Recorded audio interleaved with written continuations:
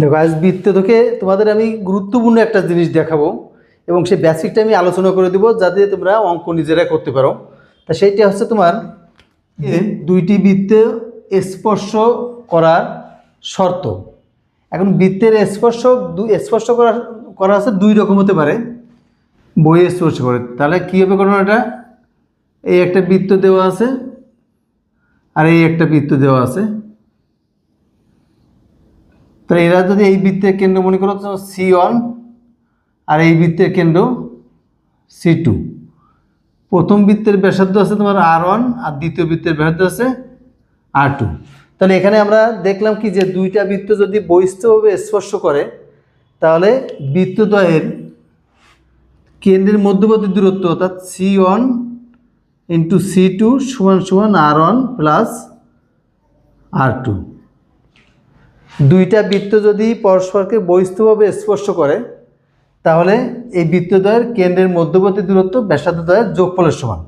এখন প্রশ্ন হচ্ছে এখানে কি লাগবে, বৃত্তের কেন্দ্র, এই বৃত্তের কেন্দ্র, এই বৃত্তের ব্যাসার্ধ, এই বৃত্তের কেন্দ্র আর এই বৃত্তের ব্যাসার্ধ। তাহলে দুটো বৃত্ত যদি দেওয়া থাকে, তাহলে সেই বৃত্ত দুটোর সমীকরণ থেকে কেন্দ্র এবং ব্যাসার্ধ নির্ণয় করে নেব।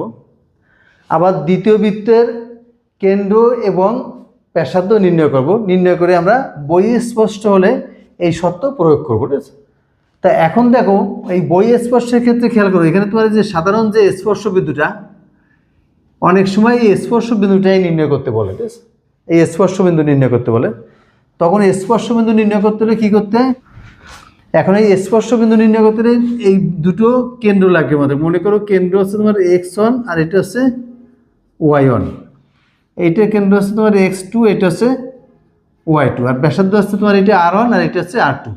এখন এই বৃত্তের এই স্পর্শ বিন্দুর স্থানাঙ্ক যদি xy ধরি আমি, এই সাধারণ স্পর্শ বিন্দুর স্থানাঙ্ক যদি xy ধরা হয় তাহলে আমরা বলতে পারি যে এই স্পর্শ বিন্দুটা C1 C2 রেখাকে R1:R2 অনুপাতে অন্তর্বিভক্ত করেছে।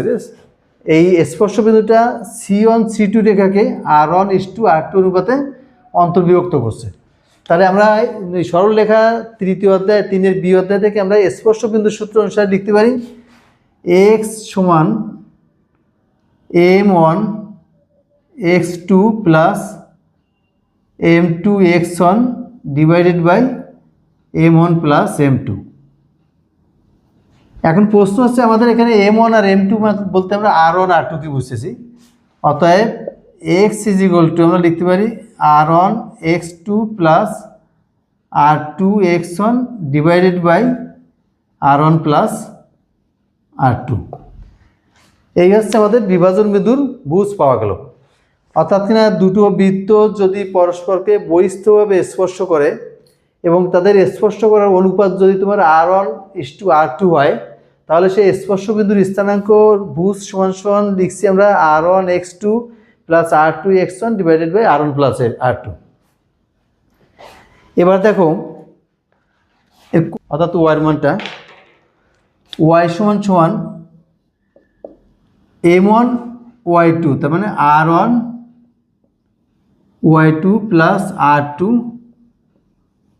y1 divided by R1 plus R2। ঠিক আছে, অতএব x y সমান লিখবো আমরা R1 x2 plus R2 x1 divided by R1 plus R2 comma R1 y2 plus R2 y1 divided by R1 plus R2। এই হচ্ছে দুটো বৃত্ত যখন বহিস্থভাবে স্পর্শ করে তখন তাদের স্পর্শ বিন্দু এটা গেল। ঠিক আছে, এবার দেখো এখন এই নিয়মের কিন্তু তোমাদের অঙ্ক আছে বইয়ের 8 দাগে, এটা খুবই ইম্পর্টেন্ট অঙ্ক। এই বেসিকটা বুঝতে তোমরা বইয়ের অঙ্কগুলো করার চেষ্টা করো, যদি না করতে পারো তোমরা কমেন্টস বক্সে জানাই দেবো, আমি সেই অঙ্কগুলো পরের ক্লাসে ভিডিওতে দিয়ে দেবো। ঠিক আছে, এবার চলে আসে যদি অন্তঃস্থভাবে স্পর্শ করে বা অন্তঃস্পর্শ করলে কী হবে, দেখো অন্তঃস্পর্শ করার অর্থ হচ্ছে মানে ভিতরের দিকে স্পর্শ করবে। সাধারণ স্পর্শ বিন্দুটা হচ্ছে এটা পি, আর এই ছোটোটার কেন্দ্র হচ্ছে তোমার C1 আর বড়টার কেন্দ্র ধরে নিলাম C2।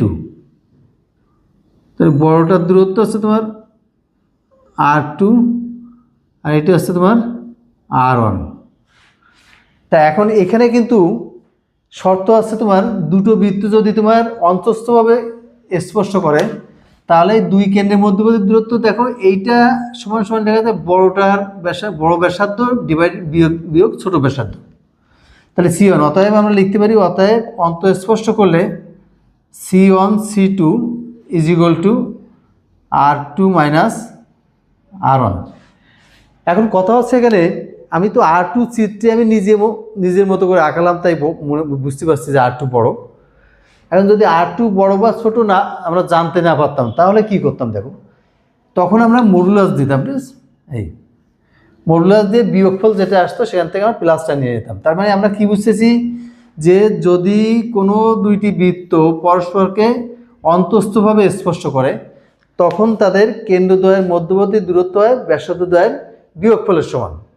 আর এই যে স্পর্শ বিন্দু দেখো, স্পর্শ বিন্দু হচ্ছে তোমার XY, তাহলে এই ক্ষেত্রে স্পর্শ বিন্দু লিখবো আমরা x is equal to R1 x2 minus R2 x1, আগের বার যা লিখছি তার শুধু মাঝে শুধু মাইনাস R1 মাইনাস R2, আর y সমান লিখবো R1 y2 minus R2 y1 divided by R1 minus R2।